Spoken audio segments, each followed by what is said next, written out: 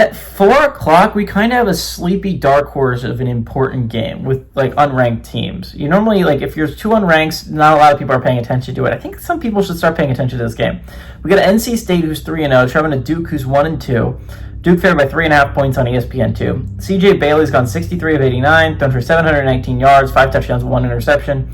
Hollywood Smothers has had 63 carries for 380 yards and 3 touchdowns, and Wesley Grimes had 9 catches for 173 yards and a touchdown. Darian Mensah's gone 80 of 119 for the Blue Devils, thrown for 1,036 yards, 8 touchdowns, 2 interceptions. Nate Shepard's had 15 carries for 127 yards, and Cooper Barkay has had 14 catches for 272 yards. Duke is 43 and 37 all time against NC State. Last 2 games have gone to Duke in 2023 and 2024, and they have won 4 of the last 5 times these teams have played. North Carolina State has not gone on the road to Duke and won since 2008. Dave Doran's only 1-3 against the Blue Devils in his career as the Wolfpack head coach. Manny Diaz is 1-0 as against the Wolfpack in his time as the Blue Devils coach. Again, I think this game is actually kind of sleeper important, right? Before the season started, I thought Duke was a dark horse to go to the college football playoffs. We're talking about teams that were outside the college football playoff, outside the top 25 that I thought could go to the college football playoff. Duke was one of my 3 from the ACC that I thought could do it. I'm still not 100% positive they can't, but they've ruined their wiggle room, right? On the bright side for Duke, the Clemson game seems super winnable now.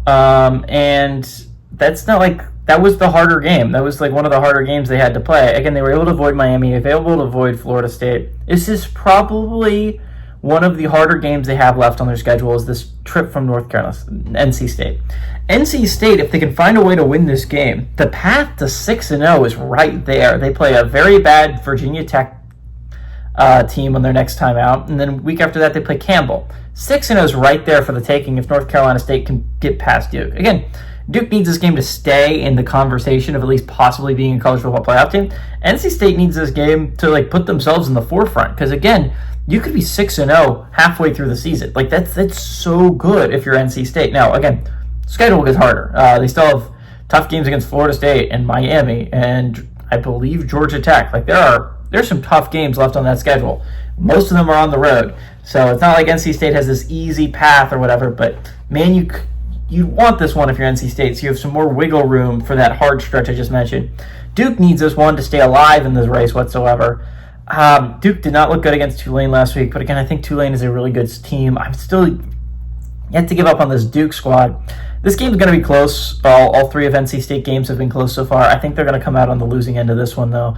I think Duke finally pulls one out. I think they'll get their first FBS win of the season. Give me the Blue Devils to win. I like the Blue Devils to cover at home.